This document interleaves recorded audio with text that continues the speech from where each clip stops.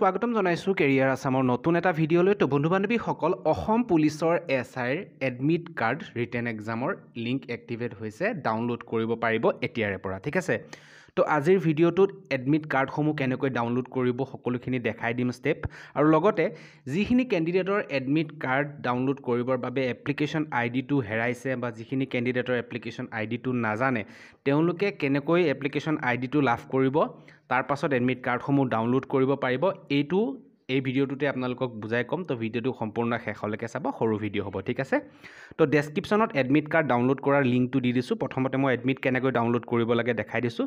লিংকটো admit card ডাউনলোডৰ direct link দি দিছোঁ। ইয়াতে ক্লিক হেৰত ক্লিক কৰিব। ক্লিক কৰি দিয়াৰ লগে লগে এই ইণ্টাৰফেচটো অ'পেন হ'ব। ঠিক আছে, এইটো অসম পুলিচৰ অফিচিয়েল ছাইট।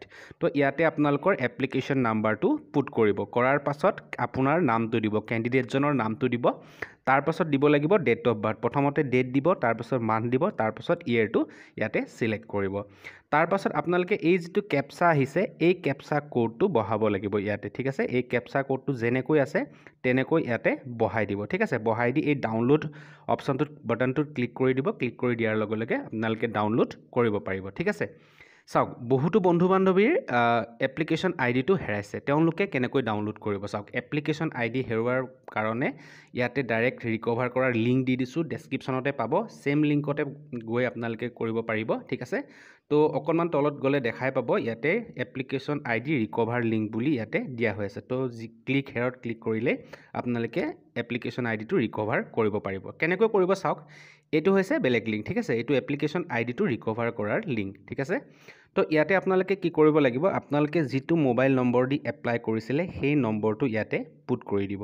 ঠিক আছে, বেলেগ নম্বৰ দিলে কিন্তু নহ'ব, যিটো দি এপ্লাই কৰিছিলে সেই নম্বৰটোহে ইয়াতে দিব লাগিব।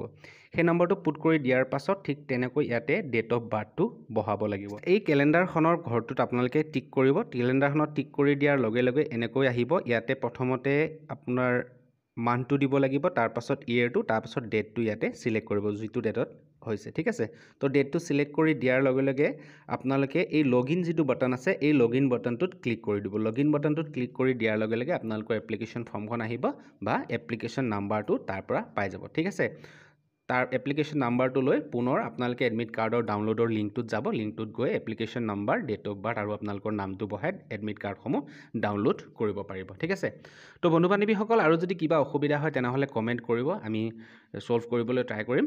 ঠিক আছে, তো ভিডিঅ'টোত ইমানখিনি আছিলে। ভিডিঅ'টো ভাল পালে লাইক কৰিব, চেনেলটো ছাবস্ক্ৰাইব কৰিব আৰু যিমান পাৰে ভিডিঅ'টো শ্বেয়াৰ কৰি দিব। পুনৰ এবাৰ লগ পাম নতুন এটা ভিডিঅ'ত। আজিলৈ ইমানেই, ধন্যবাদ।